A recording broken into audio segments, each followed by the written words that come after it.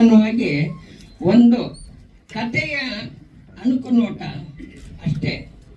ಇದರಲ್ಲಿ ಏನಂದರೆ ಕಥೆಯಲ್ಲಿ ದುಃಖ ಇದೆ, ಕಾಮಿಡಿ ಇದೆ, ಅಷ್ಟೇ ಅಲ್ಲ ಒಳ್ಳೆಯ ಹಾಡುಗಳು, ನಾನೇ ಬರೆದಿರೋಂಥ ಕವನ ಅಷ್ಟೇ ಅಲ್ಲ, ಇದರಲ್ಲಿ ನಮ್ಮ ಸ್ನೇಹಿತರಾದಂಥ ಕಲಾವಿದರೆಲ್ಲರೂ ಕಷ್ಟಪಟ್ಟು ಚೆನ್ನಾಗಿ ಅಭಿನಯ ಮಾಡಿದ್ದಾರೆ. ಕಥೆಯಲ್ಲಿ ಏನು ಮನೋರಂಜನೆ ಬೇಕಾಗಿದೆಯೋ ಆ ಥರ ಕಥೆಯಲ್ಲಿ 3 ಸ್ವಾರಸ್ಯಕರವಾದ ಹಾಡುಗಳು, ಆಮೇಲೆ 3 ಫೈಟುಗಳು, ಅಷ್ಟೇ ಅಲ್ಲ ಕಥೆಯಲ್ಲಿ ಬರುವಂಥ ಪಾತ್ರಗಳು ಎಲ್ಲವೂ ಕೂಡ ಒಂಥರ ವಿಭಿನ್ನವಾಗೇ ಇದೆ. ಜೊತೆಗೆ ಪ್ರೀತಿ ಪ್ರೇಮ ಇದರ ಒಂದು ಸುಳಿಯನ್ನು ಇಲ್ಲಿ ತೋರಿಸಿದ್ದೇವೆ. ಇನ್ನು ಹೆಚ್ಚಿಗೆ ಪ್ರೇಕ್ಷಕರ ಕೈಯಲ್ಲಿದೆ, ಅವರು ನನ್ನನ್ನು ಯಾವ ರೀತಿ ಸ್ವಾಗತಿಸ್ತಾರೋ ಅದು ನಾನು ಪ್ರೇಕ್ಷಕರಿಂದ ತಿಳಿದುಕೊಳ್ಳಬೇಕಾಗಿದೆ. ಇಲ್ಲಿ ಸೇರಿದಂಥ ಎಲ್ಲ ಅಭಿಮಾನಿಗಳಿಗೂ ಅನಂತ ವಂದನೆಗಳನ್ನು ತಿಳಿಸುತ್ತಾ, ಈಗ ನಾನು ಏನು ಹೇಳಲು ಬಯಸುತ್ತೇನೆ ಅಂದರೆ, ನೀವು ಚಿತ್ರರಂಗದ ಒಂದು ಏಳಿಗೆಗಾಗಿ ಎಲ್ಲ ಪ್ರತಿಯೊಬ್ಬ ಕಲಾಭಿಮಾನಿಯು ದುಡಿಬೇಕು. ಮತ್ತೊಂದು ನಮ್ಮಂಥ ಕಲಾಭಕ್ತರನ್ನು ಕಾಪಾಡಬೇಕು. ನಾವು ಕಲಾಭಕ್ತರು, ನಾವು ಕಾಸಿಗಾಗಿ ಯೋಚನೆ ಮಾಡಲಿಲ್ಲ, ಕಷ್ಟಪಟ್ಟು ಸಿನಿಮಾ ಮಾಡಿದ್ವಿ. ತಾವೆಲ್ಲರೂ ಪ್ರೋತ್ಸಾಹಿಸ್ತೀರಾ ಅಂತ ನಾನು ನಂಬಿದ್ದೀನಿ. ದಯವಿಟ್ಟು ಎಲ್ಲರೂ ಈ ಕಾರ್ಯಕ್ರಮ ಮುಗಿದ ನಂತರ ಈ ಚಿತ್ರದ ಬಗ್ಗೆ ಆಲೋಚಿಸುತ್ತಾ ನಮಗೆ ಆಶೀರ್ವದಿಸ್ತೀರಾ ಅಂತ ನಾನು ನಂಬಿದ್ದೀನಿ. ಚಿತ್ರದ ಬಗ್ಗೆ ಹೇಳಬೇಕು ಅಂದರೆ, ಒಂದು ಅಣ್ಣ ತಂಗಿಯ ಬಾಂಧವ್ಯದ ಮಧ್ಯದಲ್ಲಿ ಒಬ್ಬ ಡಾಕ್ಟ್ರು ಗೆಸ್ಟಾಗಿ ಬಂದ್ಬಿಟ್ಟು ಆ ಹೀರೋಯಿನ್ ಪ್ರೀತಿ ಮಾಡ್ದ ಅನ್ನೋದಕ್ಕೋಸ್ಕರ ಅವನು ಒಂಥರ ವಿಭಿನ್ನ ಸ್ವಭಾವದ ಅಣ್ಣ. ನನ್ನ ತಂಗಿ ಬೇರೆ ಎಲ್ಲೂ ಹೋಗಬಾರ್ದು, ನಮ್ಮ ಅತ್ತೆ ಮಗನ್ನೇ ಮದುವೆ ಆಗಬೇಕು ಅಂತ ಹೇಳಿ ಅವನು ಪ್ಲ್ಯಾನ್ ಮಾಡಿರ್ತಾನೆ. ಅವನು ಅತ್ತೆ ಮಗ ಮಿಲಿಟ್ರಿಯಲ್ಲಿರ್ತಾನೆ. ಅವನು ಬರೋದ್ರೊಳಗೆ ಒಂದು ದುರಂತ ನಡೀತದೆ. ಅದೇ ಈ ಚಿತ್ರದ ಗುಟ್ಟು, ಹೇಳೋದಕ್ಕೆ ಸಾಧ್ಯ ಇಲ್ಲ. ಅದನ್ನು ನಾವು ಚಿತ್ರಮಂದಿರದಲ್ಲೇ ನೋಡಿ ತಿಳಿದುಕೊಳ್ಳಬೇಕು. ಒಂದೇ ಹಳ್ಳಿಯಲ್ಲಿ ನಡೆಯುವಂಥ ಕತೆ, ಬೇರೆಲ್ಲೂ ಹೋಗುವಂಥದ್ದಿಲ್ಲ. ಹಳ್ಳಿ ಅಂದರೆ ಮೀಡಿಯಂ ಗ್ರಾಮ.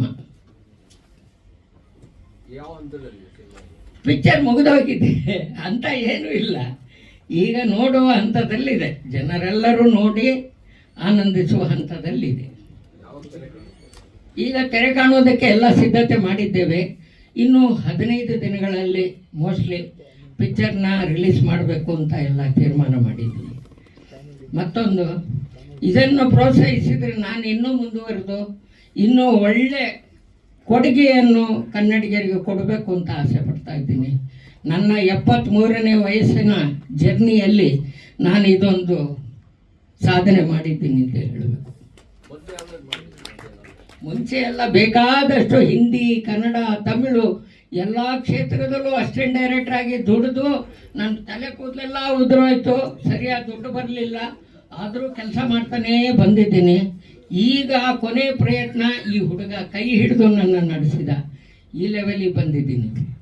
ಎಷ್ಟೋ ಜನ ಮೋಸ ಮಾಡಿದರು. ನಂದು 4-5 ಸಿನಿಮಾಗಳು ಅರ್ಧಂಬರ್ಧ ಆಗಿರೋದು ಅಲ್ಲೆಲ್ಲ ಮೂಲೆಯಲ್ಲಿದೆ. ಅದು ಆಗಲ್ಲ, ಯಾಕಂದರೆ ಅವ್ರ ಹತ್ರ ದುಡ್ಡಿಲ್ಲ. ದುಡ್ಡಿದ್ರೆ ಏನು ಬೇಕಾದ್ರೂ ಮಾಡ್ಬೋದು. ರಾಜಕಾರಣಿಗಳು ಅದೇ ತಾನೇ ಮಾಡೋದು, ದುಡ್ಡಿಂದ ಗೆದ್ದು ಬಿಡ್ತಾರೆ. ನಾವು ಗೆಲ್ಲಬೇಕಾಗಿದ್ದು ದುಡ್ಡಿಂದನೇ.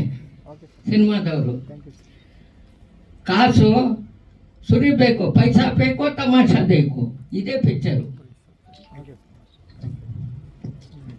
Thank you sir, thank you so much. Ramanand sir, ನಿಮ್ಮ ಅಭಿಪ್ರಾಯ ಹಂಚ್ಕೊಳ್ಳಿ. ಇವಾಗ ತಾನೇ ಟ್ರೈಲರ್ ಮತ್ತೆ ಆಡಿಯೋ ನೋಡಿದ್ರಿ, ವಿಡಿಯೋ ನೋಡಿದ್ರಿ. ಚಿತ್ರದಲ್ಲಿ ನಿರ್ದೇಶಕರು ಎಲ್ಲ ರಂಗಭೂಮಿ ನೆಲೆಯನ್ನು ಬಂದಂಥವ್ರು, ಭದ್ರಾವತಿಯವರು. ಜೊತೆಯಲ್ಲಿ ನನ್ನ ಜೊತೆಲೂ ಅಭಿನಯ ಮಾಡ್ತಿರೋ. ಆದರೆ ಈ ವಯಸ್ಸಿನಲ್ಲಿ ಸಹ ನಿರ್ದೇಶಕರು, ಸಹಾಯಕ ನಿರ್ದೇಶಕರಾಗಿದ್ದರು ಸಹ ಗಿರೀಶ್ ಅವರು ಆ ಒಂದು ಒಳ್ಳೆ ಅವಕಾಶವನ್ನು ಕೊಟ್ಟು ಕತೆ, ಚಿತ್ರಕಥೆ, ಸಂಭಾಷಣೆಯನ್ನು ಬರೆಯೋದಕ್ಕೆ ಅವಕಾಶ ಕೊಟ್ಟರಲ್ಲ ಹಿರಿಯ ನಿರ್ದೇಶಕರಿಗೆ ಅದು ಮೆಚ್ಚತಕ್ಕಂಥ ಅಂಶ. ಯಾಕೆ ಸುಮ್ಮನೆ ಕುಳಿತುಕೊಳ್ಳೋದಕ್ಕಿಂತ ಕೆಲಸ ಗೊತ್ತಿತ್ತು, ಏನಕ್ಕೆ ಏನೋ ಪ್ರಕರಣವನ್ನು ಪ್ರಸಿದ್ಧ ಪುರುಷಭು ಅಂತ ಏನಾದ್ರು ಒಂದು ಮಾಡಿ ಅಂತೇಳಿ ಅವರು ಕೊಟ್ಟಿದ್ದಾರೆ, ಮಾಡಿದ್ದಾರೆ. ಇದರಲ್ಲಿ ನಾನು 1-2 ದಿನ ಅಭಿನಯವನ್ನು ಮಾಡಿದ್ದೀನಿ. ತಾದಾತ್ಮತೆಯಿಂದ ಮಾಡಿದ್ದಾರೆ. ಇದನ್ನ ಈ ಕಥೆ ಪೂರ್ತಿ ನನಗೇನು ಗೊತ್ತಿಲ್ಲ. ನಮ್ಗೇನು ಕರೆದಿರ್ತಾರೆ ಅದನ್ನು ಮಾಡಿ ಬಂದಿರ್ತೀವಿ. ಅದರಿಂದ ಮುಂದೆಲ್ಲ ತೆರೆ ಮೇಲೆ ನೋಡಬೇಕು, ನೋಡಿ ಆನಂದಿಸಿ ಅಂತ ನಾನು ಕೇಳ್ಕೊಳ್ತೀನಿ. ನಮಸ್ಕಾರ. Thank you sir. ಶ್ರೀಯುತ ನಾಗೇಶ್ವರ ರಾವ್ ಸರ್ ದಯವಿಟ್ಟು ವೇದಿಕೆ ಮೇಲೆ ಬನ್ನಿ ಸರ್. ಹಿರಿಯ ನಿರ್ಮಾಪಕರು.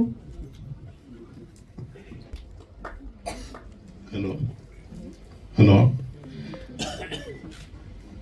ಬಂದಿರೋ ಎಲ್ಲ ಕಲಾಭಿಮಾನಿಗಳಿಗೂ ನನ್ನ ಧನ್ಯವಾದಗಳು.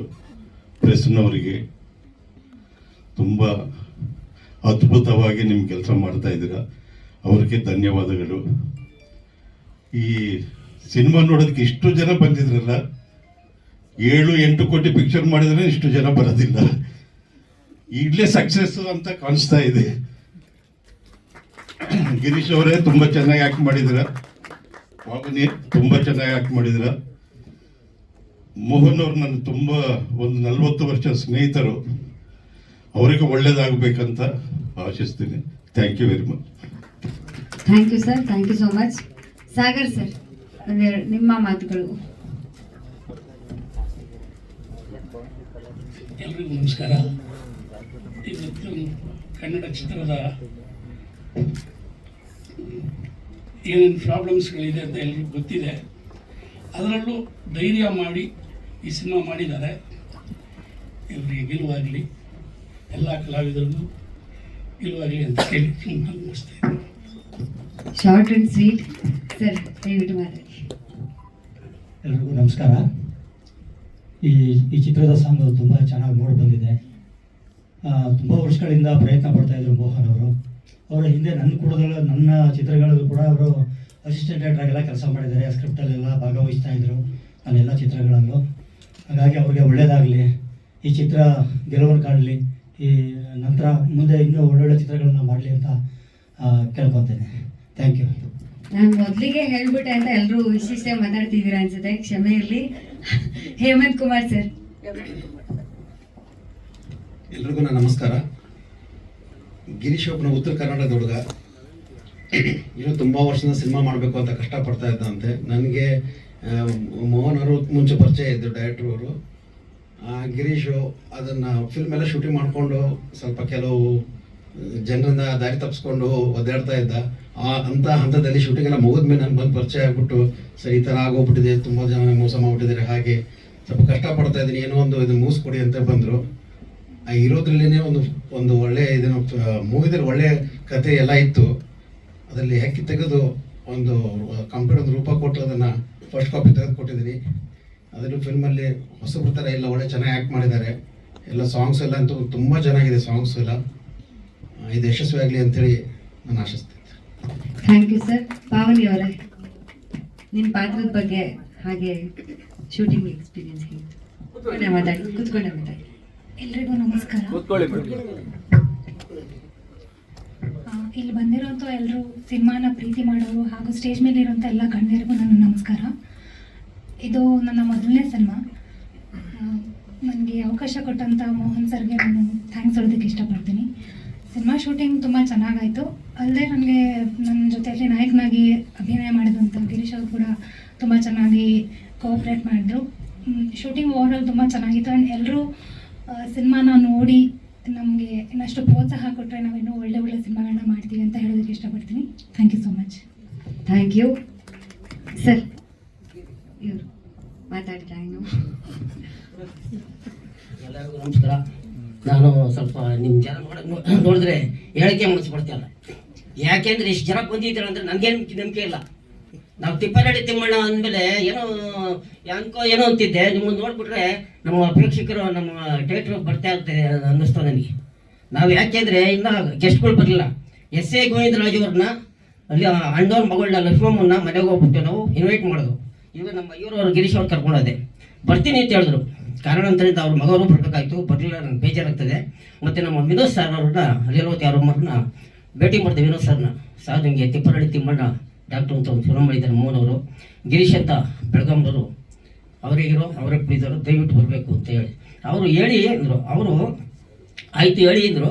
ಕಾರಣಾಂತರದಿಂದ ಅವರು ಮಡ್ರಾಸ್ನಾಗೆ ಇಲ್ಲಿ ಹಾಸ್ಪಿಟ್ಲ್ ಕಳಿಸಿದ್ದಾರೆ, ಸಾರ್ವಜನಿಕರ ಹಾಸ್ಪಿಟ್ಲು. ಮತ್ತು ದಣಿದಾಸ್ಪತ್ರೆ ಕಳಿಸಿದ್ದಾರೆ, ಅಲ್ಲಿ ಕಟ್ಟಿಸ್ತಾ ಇದ್ದಾರೆ. ಅದು ಕೆಲಸದ ಮುಖಾಂತರ ನಾನು ಚೆನ್ನೈಗೆ ಹೋಗ್ತಾ ಇದ್ದೀನಿ, ಕೃಷ್ಣಪ್ಪಾಜಿ ಬೇಜಾರು ಮಾಡ್ಕೊಂಬಿಡಿ, ಟೈಮ್ ಇದ್ರೆ ಬರ್ತೀನಿ ಅಂದರು. ಅವರು ಬರಲಿಲ್ಲ. ಬಾಮ ಹರೀಶ್ ಅವ್ರಿಗೆ ಹೇಳಿದ್ದೆ, ಬಾಮ ಹರೀಶ್ ಅವರು ಬರಲಿಲ್ಲ. ಇದು ನ್ಯಾಯಬೆಲೆ ಅಂಗಡಿ ಒಳಗೆ ಅಂತ ಒಂದು ಫಿಲಮ್ ಆಯಿತು. ಆ ಫಿಲಮ್ನಾಗ ಆಕ್ ಮಾಡಬೇಕಾದ್ರೆ ಕುಮಾರ್ ಬಂಗಾರಪ್ಪವ್ರಿಗೆ ಹೇಳಿದೆ, ಸರ್ ಹಿಂಗೆ ನಮ್ಮದು ಒಂದು ತಿಪ್ಪರಳ್ಳಿ ತಿಮ್ಮಣ್ಣ ಅಂತ ಒಂದು ಫಿಲಮ್ ಮಾಡಿದ್ವಿ, ದಯವಿಟ್ಟು ಬರಬೇಕು ಅಂತ ಹೇಳಿದೆ. ಬಾಮ ಹರೀಶ್ ಅವ್ರಿಗೆ ಹೇಳಿದೆ, ಚೆಲುವಮೂರ್ತಿ ಅಂತ ಅವ್ರಿಗೂ ಹೇಳಿದೆ, ಬರ್ತೀನಿ ಅಂದರು. ಈ ಪತ್ರಿಕೆಯಲ್ಲಿ ಎಸ್ ಎ ಗೋವಿಂದರಾಜ್ ಅವರು ಲಕ್ಷ್ಮಣ್ ಅವ್ರು ಬಿಟ್ಟರೆ ಯಾರ್ದು ಹೆಸರಾಗಿಲ್ಲ, ಕಾರಣದಿಂದ ಅವ್ರು ಬರಲಿಲ್ಲ. ನಂದು ಹೆಸರು ಬಿಟ್ಟೋಗಿತ್ತು, ಕಾರಣದಿಂದ ಯಾಕೆ ಅಂತ ಗೊತ್ತಿಲ್ಲ. ನಾನು ಹೆಸರಾಕಿರೋದಕ್ಕೆ ಮತ್ತೆ ಹೆಸರಾಕಿದ್ರು, ಅದಕ್ಕೆ ಬಂದಿದ್ದೀನಿ. ಧನ್ಯವಾದಗಳು. ಫಿಲಮ್ ಕಾಮಿಡಿ ಫಿಲಮು, ದಯವಿಟ್ಟು ಎಲ್ಲರೂ ಬಂದು ನೋಡಿ ಈ ಚಿತ್ರವನ್ನು ಆಶೀರ್ವದಿಸಬೇಕು. ಮತ್ತು ನಮ್ಮ ಮೋಹನ್ ಅವರು 45 ವರ್ಷದ ಸ್ನೇಹಿತರು. ಅತಿನ ಮುಂಚಿತವಾಗಿ ನಮ್ಮ ರಮಾನಂದ್ ಅವರು ಇದ್ದಾರೆ. ಅವರು ಒಂದು ಸತಿ ನಾನು ಬಸ್ಸು ಹೋಗ್ಬೇಕಾದ್ರೆ ಆ ಬಸ್ನೊಳಗೆ ಒಬ್ಬ ಡ್ರೈವರ್ ಕೇಳ್ದ, ಓಯ್ ಎಲ್ಲ ಹೊರಟೆ ಅಂದ. ಅಣ್ಣವ್ರ ಪೇಜ್ ಶೂಟಿಂಗ್ ನಡೀತಿದೆ ಭಾಗ್ಯದಲಕ್ಷ್ಮಿ ಬರಮ್ಮ ಸದಾಶಿವನಗರದಲ್ಲಿ ಅಂದೆ. ನೋಡಿಸ್ತೀಯಾ ಅಣ್ಣವ್ರನ್ನಂದ, ತಾಕತ್ತಿದ್ಯಾ ಅಂದ. ಬಾ ತಾಕತ್ತು ನೋಡಿಸ್ತೀನಿ ಅಂದೆ. ಕೇಳಿ ನಮ್ಮ ರಮಾನಂದ್ ಅವ್ರು ಹೇಳ್ತಾರೆ, ಏನಾಯ್ತು ಅಂತ ಘಟನೆ ಅವ್ರು ಹೇಳಿ. ಇಲ್ಲಿ ಈ ಸಂದರ್ಭದಲ್ಲಿ ಇಲ್ಲಿ ಮಾತಾಡೋದು ಬೇಡ. ಅದು ಯಾಕೆಂತಂದ್ರೆ ಈ ಸಣ್ಣ ವಿಚಾರ ಅಂತಂದ್ರೆ KSRTC ಬಸ್ಸಲ್ಲಿ BMTC ಬಸ್ಸಲ್ಲಿ ರಾಜ್ಕುಮಾರ್ ಒಳಗಡೆ ಇಬ್ರು ಕೂತು ರಾಜ್ಕುಮಾರ್ ಅವ್ರನ್ನ ತೋರಿಸ್ತೀರಾ ಅಂತ ಕೇಳಿದ್ರು. ಹ್ಞೂ ಅಂತ ಹೇಳ್ದ. ನಮ್ಮಿಬ್ಬರನ್ನೇ ಒಂದು ಬಸ್ಸಲ್ಲಿ ಕರ್ಕೊಂಡೋಗಿ 17ನೇ ಕ್ರಾಸು ರಾಜಶೇಖರ್ ಮೂರ್ತಿ ಅವ್ರ ಮನೆ ಹತ್ರ ಶೂಟಿಂಗ್ ನಡೀತಿತ್ತು, ನಂಜುಂಡಿ ಕಲ್ಯಾಣಿ. ಅಲ್ಲಿ ನಿಲ್ಲಿಸ್ಬಿಟ್ಟ ಬಸ್ ಯಾರಿಗೂ ಹೇಳಿಲ್ಲ. ಕರ್ಕೊಂಡು ಬಂದು ನಮ್ಮನ್ನೆಲ್ಲ ಅಲ್ಲಿ ಪರಿಚಯ ಮಾಡಿಕೊಟ್ಟು, ಆಮೇಲೆ ಇವರು ರಾಜ್ಕುಮಾರ್ ಇವ್ರನ್ನೆಲ್ಲ ಪರಿಚಯ ಮಾಡಿಕೊಟ್ರು. ಇದು ಸನ್ನಿವೇಶ. ರಾಜ್ಕುಮಾರ್ ಅವ್ರಿಗೆ ನಾವು ಮುಂಚಿತವಾಗಿ ಪರಿಚಯ ಮಾಡಿಸ್ಕೊಡ್ತೀನಿ. ಮೊದಲು ಉದಯ್ ಕುಮಾರ್ ಅವ್ರನ್ನ ಕರ್ಕೊಂಡು ಪರಿಚಯ ಮಾಡ್ತಿದ್ದೀನಿ. ಉದಯ ಕಲಾವಿದ ಕ್ಷೇತ್ರಗಳಿಗೆ ಕೆಲಸ ಕೊಡ್ತಿದ್ದೀನಿ. ರಾಮಾನಂದರು ಎಲ್ಲ ವಿಡಿಯೋ ಮುಂದೆ ಹೇಳಲ್ಲ, ನಾನು ಹೇಳ್ತೀನಿ. ನಾನು 1976 ಇಸ್ವಿಗೆ ಚಿತ್ರರಂಗಕ್ಕೆ ಬಂದು ನಾನು ಕಲ್ಯಾಣ್ ಕುಮಾರ್ ಭಾರತೀಯ ಹೀರೋ ಆಗಿದ್ರು. ಆ ಟೈಮ್ನಾಗೆ MGR ನೋಡಿದ್ದೀನಿ, NTR ನೋಡಿದ್ದೀನಿ, NS ರಾವ್ ನೋಡಿದ್ದೀನಿ. ನಾನು ಕಂಟಿನ್ಯೂಸ್ ವೇದಲ್ಲಿ ಕ್ವಾಲಿಟಿ ಲ್ಯಾಬ್ನ ಕೆಲಸ ಮಾಡ್ತಿದ್ದೆ. ಕೆಲಸ ಸಿಗ್ಲಿಲ್ಲ, ತಾಡ Ranjit studio Dadar song transfer ಮಾಡಿದ್ರು. ಅಲ್ಲಿ ಮುಗಿಸ್ಕೊಂಡು ಬಂದು ಚಿತ್ರರಂಗದಲ್ಲಿ ಮೊದಲನೇ ಚಿತ್ರ ಮಂಕುತಿಮ್ಮ ನನ್ನ ಕರ್ಕೊಂಡು ಇದ್ದರು, ಇಂದಿರಾ ಜಾರ್ಜ್ ಅಂತ. ಆಮೇಲೆ ಲೀಲಾವತಿ ಅಮ್ಮರ ಪರಿಚಯ ಆಯಿತು. ಲೀಲಾವತಿ ಅಮ್ಮರು ನನಗೆ 40 ವರ್ಷ ಸಾಗಿದ್ರೆ. ನಮ್ಮ ಯಜಮಾನಮ್ಮ ಬಂದಿದ್ದಾರೆ, ನಮ್ಮ ಅಣ್ಣ ಬಸ್ ಬಂದರು, ನರಸಿಂಹಯ್ಯ ಶೆಟ್ಟಿ ಅಂತ ಎಲ್ಲಿ ಕೂತಿದ್ದಾರೆ, ಎಲ್ಲ ಕೇಳಿಸ್ಕೊಂತಿದ್ದಾರೆ. ಅವ್ರಿಗೆ ನನ್ನ ಸಾಷ್ಟಾಂಗ ನಮಸ್ಕಾರ. ನನಗೆ ಅವಕಾಶ ಕೊಟ್ಟಂತ ನಮ್ಮ ಹೀರೋಗಳಿಗೆ ಮತ್ತು ಮೋಹನ್ ಅವರಿಗೆ ನನ್ನ ಸಾಷ್ಟಾಂಗ ನಮಿಸ್ತೀನಿ. ನಮಸ್ಕಾರ. Thank you sir, thank you so much. ನಿರ್ಮಾಪಕರು ಹಾಗೆ ನಾಯಕ ನಟರಾದ ಗಿರೀಶ್ ಸರ್. ಗಿರೀಶ್ ಬೆಳಗಾವಿಯಿಂದ. ನನಗೆ ಒಂದು ಸಿನಿಮಾ ಮಾಡಬೇಕಂತ ತುಂಬ ದಿನದ ಒಂದು ಕನಸಿತ್ತು. ನನ್ನ ಮತ್ತೆ ನಿರ್ದೇಶಕರು ಭೇಟಿಯಾಗಿದ್ದು ಗಾಂಧಿನಗರದಲ್ಲಿ 25 ವರ್ಷದ ಹಿಂದೆ. ಅವಾಗ ನಾನು ಇನ್ನೂ ಚಿಕ್ಕವನಿದ್ದು. ನೀನು ಇನ್ನೂ ಸ್ವಲ್ಪ ದೊಡ್ಡವನಾಗಿ ಬಾ, ಆಮೇಲೆ ನನ್ನನ್ನು ಹೀರೋ ಮಾಡ್ತೀನಿ ಅಂತಂದಿದ್ರು. ಅವಾಗ 25 ವರ್ಷದ ಹಿಂದೆ ನಾನು ಹೌದು, ನನಗೆ ನೀವು ಹೀರೋ ಮಾಡಿದ್ರೆ ನಿಮಗೆ ನಾನು ಡೈರೆಕ್ಷನ್ ಕೊಡ್ತೀನಿ ಅಂದಿದ್ದೆ. ಅದು ಇವತ್ತು ನೆರವೇರ್ತು.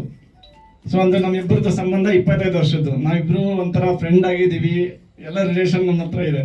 ಸೊ ನಿಮಗೆಲ್ಲ ಮುಖ್ಯವಾಗಿ ಹೇಳೋಕೆ ಇಷ್ಟಪಡ್ತೀನಿ, ನೀವೆಲ್ಲ ಬಂದಿದ್ದಕ್ಕೆ ತುಂಬ ಧನ್ಯವಾದಗಳು. ಸಿನಿಮಾನ ನೋಡ್ತಾ ಇರಿ, ನಂದು ಇದು ಹೊಸ ಪ್ರಯತ್ನ. ಏನಾದರೂ ಇಲ್ಲಿ ತಪ್ಕೊಂಡು ಬಂದರೆ ನೀವು ಸಮರ್ಥಿಸ್ಕೊಂಡು ಮುಂದೆ ನಾವು ಇನ್ನೂ ಈ ಸಿನಿಮಾ ರಂಗದಲ್ಲಿ ಬೆಳಿಬೇಕು ಅಂತ ಆಸೆ ಇದೆ. ನಿಮ್ಮೆಲ್ಲ ಸಹಕಾರ, ಪ್ರೀತಿ, ಮನೋಭಾವನೆ ಹಿಂಗೆ ಇರಲಿ.